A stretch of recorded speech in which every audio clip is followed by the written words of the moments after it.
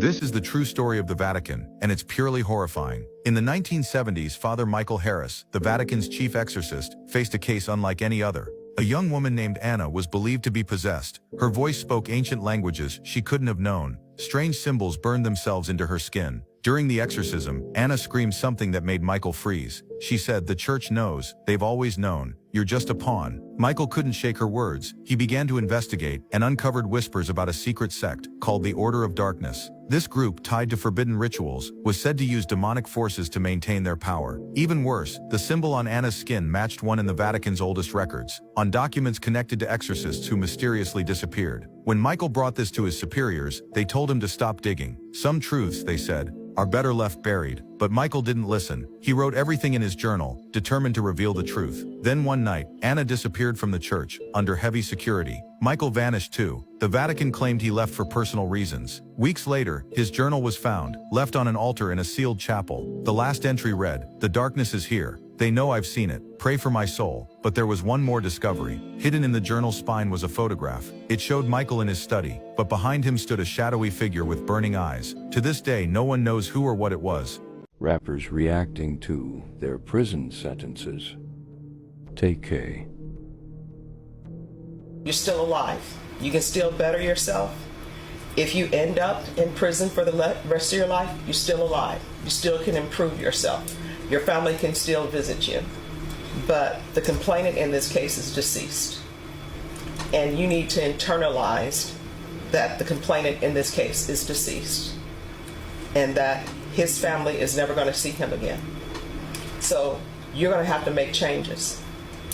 And you're going to have to remove people from your life who are not of benefit in the means of making you a better person. But you're going to have to make better choices. Do you understand? Yes, ma'am.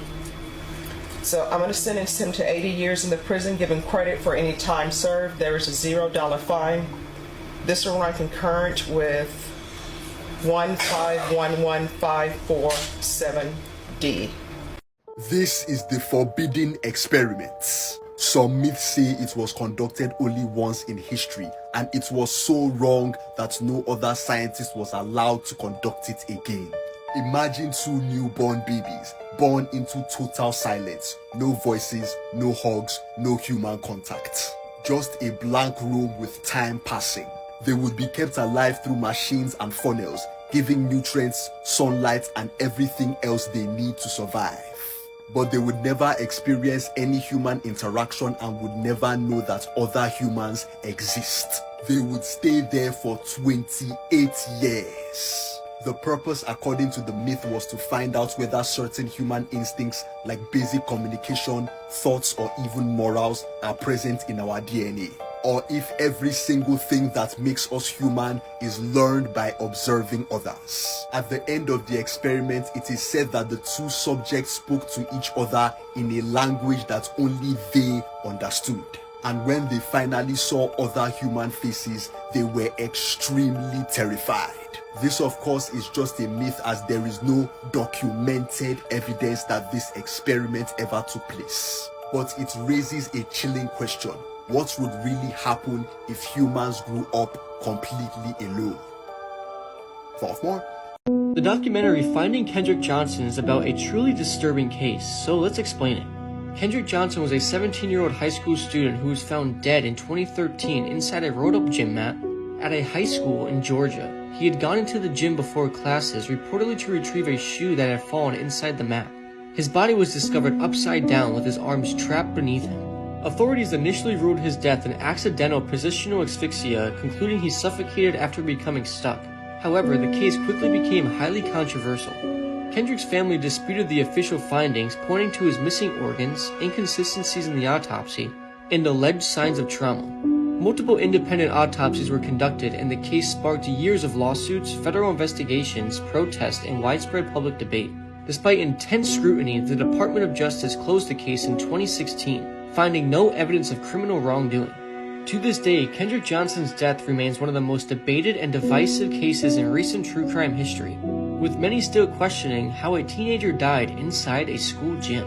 If this sounds interesting to you, then go watch the documentary Finding Kendrick Johnson now.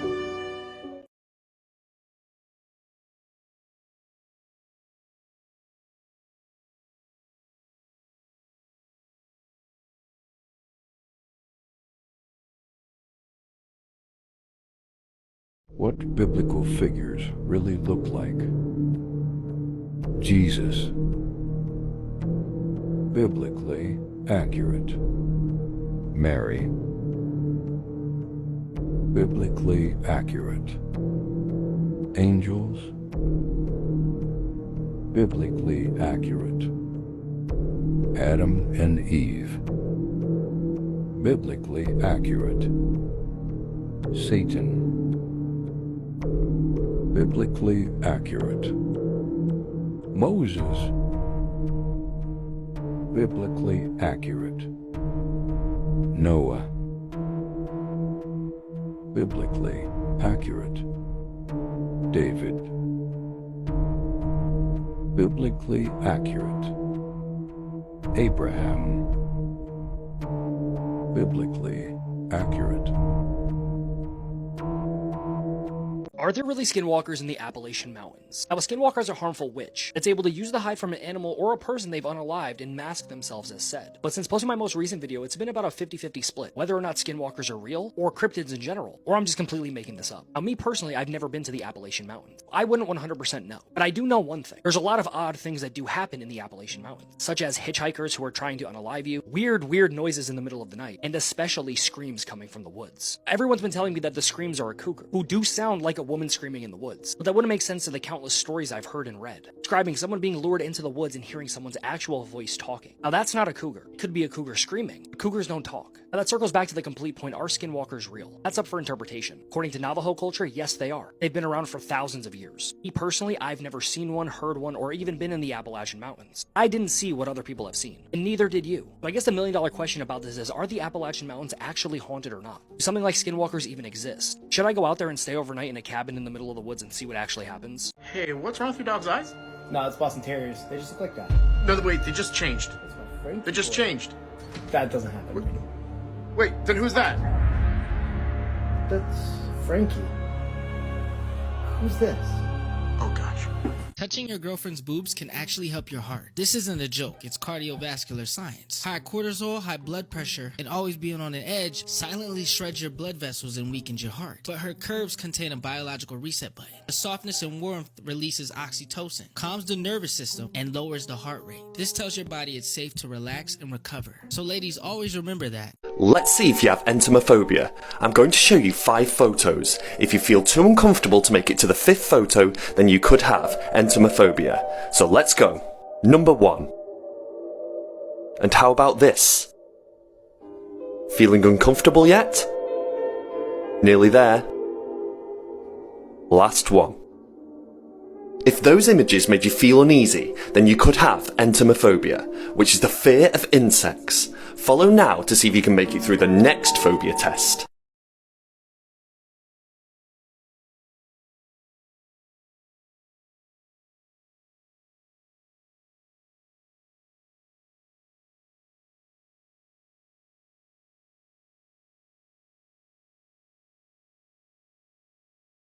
Opposite from red and yellow, the color blue is actually an appetite suppressant, which is why not a lot of restaurants use it in their advertising shit, you know, besides IHOP and Red Lobster. We will automatically second guess ourselves and our opinions when other people disagree with us. No, we don't. Shit! Wait. There's something called the bystander effect, and an example of this, if there's ever a large crowd and an emergency and somebody's like, oh my god, somebody call 911, the likelihood of somebody calling 911 goes way down because everybody else thinks somebody else is gonna call 911. So, instead, what you should do is be like, hey, you tall, awkward blonde girl, call 911. I'd be gone. I'd go and call 911.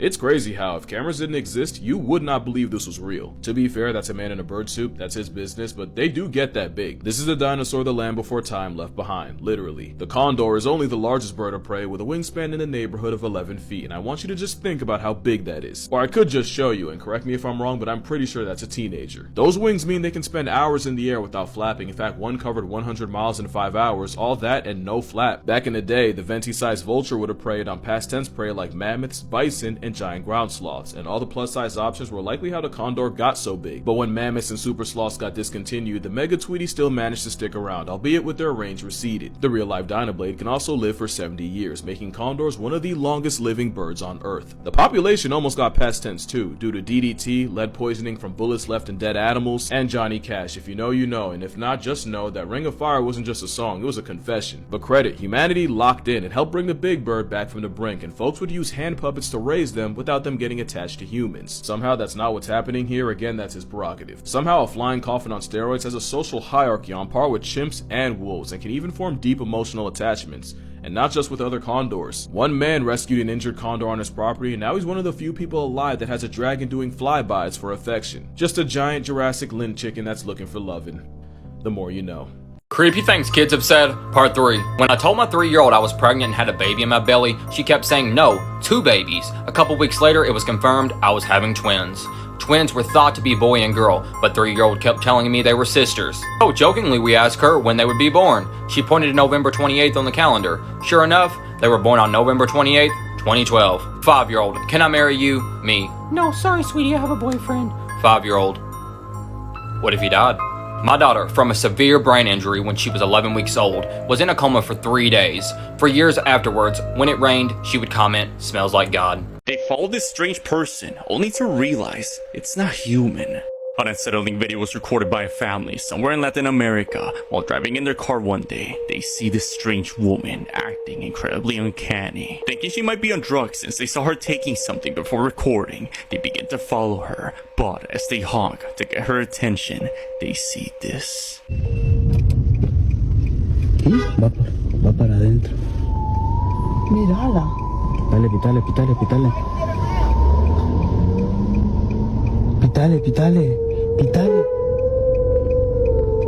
Mírate. Le dieron algo en la droga. The family's left completely shocked as the person turns around in an inhuman manner, revealing its uncanny figure, staring directly at them with a hollow expression. Then it slowly turns back around, making its way inside. The man in the video mentions he believes this is something to do with whatever she took prior to recording, but based on this person's empty stare and the way it walks, has almost every person commenting on this video saying that's not human, a person under the influence, or something else. What do you believe? So this murdered Texas couple's missing baby has finally been found after 42 years. And the story is crazy. Let's take a look. So in 1981, Dean Klaus, his wife Tina Lynn, and their baby Holly disappeared without a trace in East Texas. The only clue was from an anonymous caller who said that he had found Dean's car in California. And he claimed that 3 women in white robes drove it from Texas to California. Police were actually able to track down one of the women who called herself Sister Susan, and she claimed that Dean had joined a cult and renounced all earthly possessions. And she wouldn't tell them anything else. It actually wasn't until late last year that human remains found around the same time were confirmed to be Dean and Tina's. Dean had been beaten to death and Tina had been strangled. But that didn't answer what happened to Holly. This year, investigators were searching for human remains around where Dean and Tina were found. And that's when they got a genetics hit that Holly was alive and in Oklahoma. But get this, when they were talking to Holly, they found out that she had been left on the steps of a church in Arizona by none other than 3 women in white robes. Investigation is still pending, and they are really trying to figure out who these white-robed women are. But for now, at least we know that Holly is alive and well. Killers who are free right now.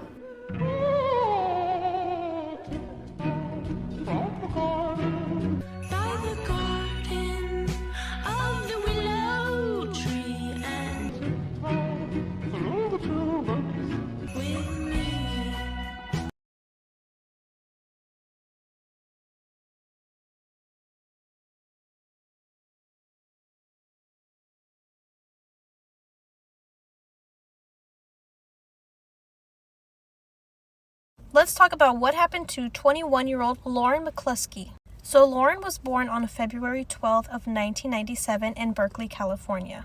She was known to be someone who was very caring. She cared about other people and her friendships. She was known to be an introvert, but as soon as you got to know her, she was full of things to talk about, and she cared about people a lot. Beyond athletics, she loved karaoke and dancing with her close friends. She decided to go to the University of Utah, and she was recruited to become a part of the women's track and field team. So Lauren was living in Salt Lake City for a few years when she met Melvin Rowland. So she met Melvin from a popular bar in downtown, and he was working as a bouncer. So he told her that he was in the military and he was trained as a security officer. So after that, they started hanging out a lot, and eventually Lauren found out that he was actually on parole and was on a sex offender list. So she confronted Melvin about this, and he confessed that this was true. And at the time, Lauren just said, you know what, I do not want to continue this relationship. And that was it. She ended it. Unfortunately, Lauren started to receive a lot of text messages from him and threats from him, and even his friends were posting his suicide, which was fake, on social media and blaming Lauren for it. So Melvin would make frequent stops at her dorm to try to talk to her, and there was even this one time he demanded $1,000, and if she didn't give it to him, he was going to release explicit photos of them. So because all of this happening, she starts to get really scared, so she tells her family and close friends what's happening. So on October 12th of 2018, this officer named Officer Miguel Deras, he presented the case to the campus police to report that she's been harassed.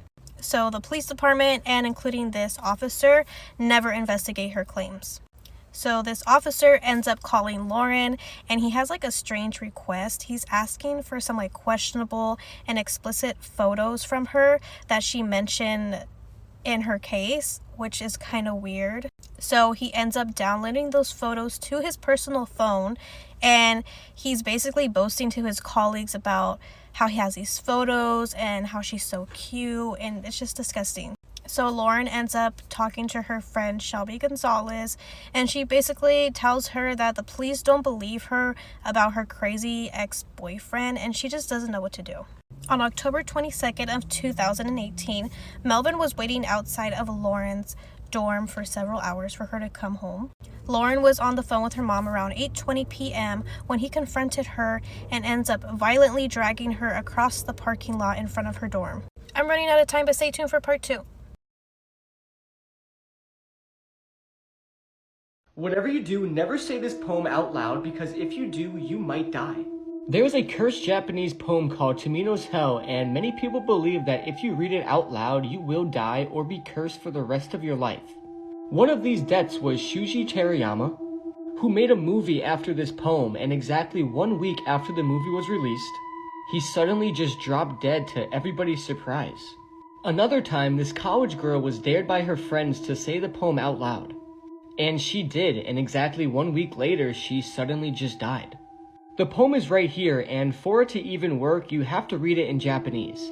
So all of us English speakers are on the safe side. Or so I think, but I'm not reading this out loud in English either. Now, you can read it in your head and nothing will happen to you, but you literally cannot read it out loud.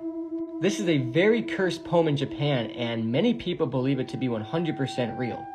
So I don't know about you, but I'm not reading Tamino's Hell at all because I'm not risking anything.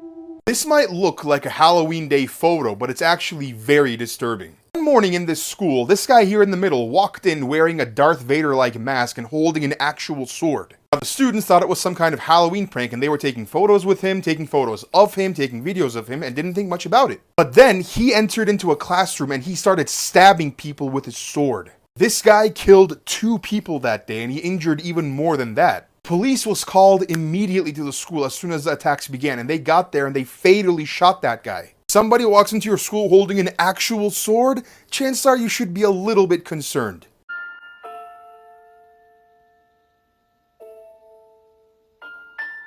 That bear would genuinely make you a stranger to your family and Face ID. If there's one bear you want to run into the absolute least, it's the polar bear. But a close number 2 is Baloo over there. The sloth bear is arguably the most dangerous type of bear, and not for the reason you think. But most people don't realize this with predators. They're not trying to burn the calories it would take to bury you, unless they think you're a threat to their life. Most bear attacks happen when you either catch them off guard or cubs are involved. Most times they're more than happy to avoid you. Sloth bears are different for one reason: trauma.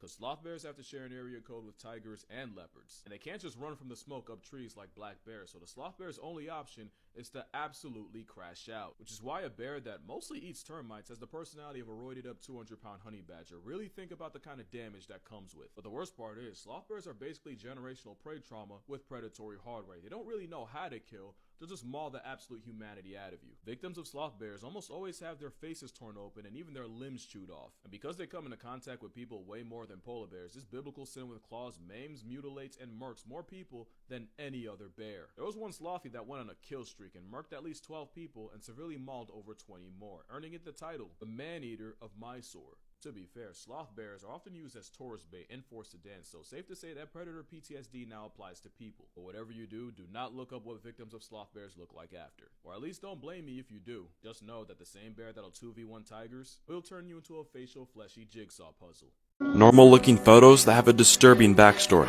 While this picture looks like nothing but your average movie theater, it's pretty much the opposite. All of these men were German Nazi soldiers that were captured during World War II. The men were forced to watch a film about the Holocaust. They all had a variety of reactions, but most of the men were horrified by what the film depicted as they were unaware about how violent their military truly was. This is a portrait of Maria de Hoya. Maria passed away from tuberculosis at just 21 years old, and during her illness, her doctor fell in love with her. After she passed away, her doctor kept her body and mummified it. He kept her corpse in his home for 7 years before he was finally caught and arrested.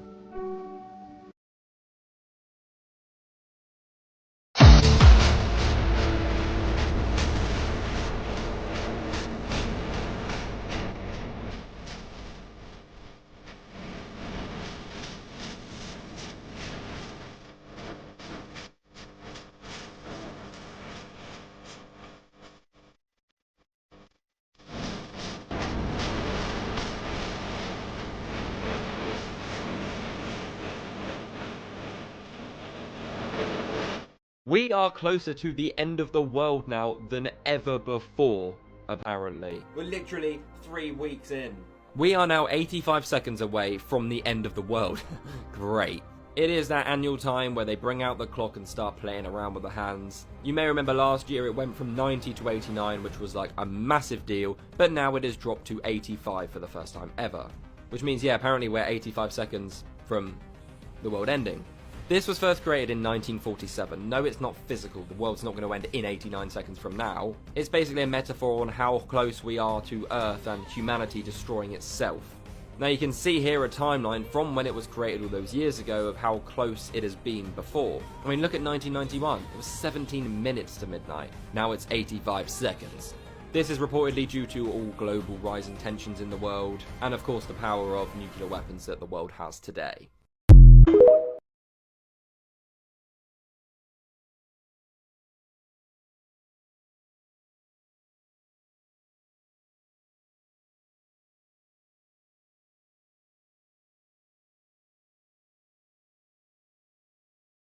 This is said to be the only video of a so-called Red Room ever leaked from the darknet. And if it's real, the implications are horrifying. A Red Room is believed to be a live stream where extreme violence is carried out to satisfy the desires of a very small group of extremely wealthy people. Access isn't free. Just finding the registration is nearly impossible. An entry is supposedly paid in Bitcoin. Those with enough money can even make donations to request personal actions. But the most disturbing part isn't the money, it's how this could even work. Live streaming requires a constant flow of data. On the darknet, people hide behind Tor and VPNs, but a stream can't simply disappear every second. The URL would need to constantly change without breaking the broadcast or disconnecting viewers. That level of control would require advanced infrastructure and expert-level knowledge, which leads to the darkest conclusion. If Red Rooms exist, they are likely not run by random criminals, but protected by powerful, wealthy people operating in private digital spaces. So what do you think? Just a myth pushed too far, or something that was never meant to be seen? Subscribe, or we'll never see each other again. Have you ever walked past someone who smells like absolute shit and thought, how is this person not aware, not uncomfortable, and not even slightly concerned about the chemical warfare happening around them? What sounds like a social mystery is actually a brutal neurological adaptation, because the human brain is wired to ignore constant sensory input through a process called olfactory habituation, where smell receptors and higher brain centers slowly shut down their response to signals that never change. This is why people living in polluted cities stop noticing smog, why smokers don't smell smoke on their clothes, and why chronic body odor becomes neurologically normalized even as others react with immediate disgust. From an evolutionary standpoint, this adaptation was critical for survival because constant awareness of unchanging smells would overload attention systems needed to detect predators, food, or sudden danger. But in modern environments, this same efficiency turns against social awareness, creating a sensory blind spot where biological tolerance quietly overrides social reality, allowing someone to genuinely believe everything is fine, even when it clearly isn't. Famous Autopsies Part 8, Robin Williams. On August 11th of 2014, popular actor Robin Williams took his own life. He was last seen at around 10:30 by his wife, and then the next morning he was found unalived in a locked bedroom. In the months leading up to his passing, his wife had noticed strange behavior from him, as well as him sleeping in a separate bedroom due to insomnia. Prior to his passing, he was showing signs of paranoia and had been diagnosed with Parkinson's disease. He was found in the bedroom with a nylon belt around his neck and leaning forward in a seated position. The belt was attached to the closet door. Near him in another chair was another belt, as well as an iPad. Marks were found on his neck. Examination showed hemorrhage in his surface blood vessels, which revealed a rash called petechia. There were multiple wrist wounds that were still oozing, most likely due to the pocket knife found nearby. Further examination of his brain revealed that he was wrongly diagnosed with Parkinson's disease. He was actually suffering from Lewy body dementia. This causes insomnia, impairment, hallucination. What if I told you that Bob Marley was possessed? The spirit of what he was possessed with made him do some crazy things. But yo, I'll let his backup singer tell it. I was noticing, I was saying, but this man, he doesn't take a break. He's always creating another song. He's always recording another album, but it's as if something was driving him that he had to complete everything at a particular time. Now pay attention, because this next part is where she exposes the truth about Bob Marley. And he had a discipline. It must finish. This must complete at a particular time. This must be released at a particular time. But I think what Bob was doing in his mind was preparing his legacy. And there you have it, the truth. Bob Marley was possessed by the spirit of greatness. He was disciplined and he was focused. You see, all we see is the results, music that's been played for decades after his death.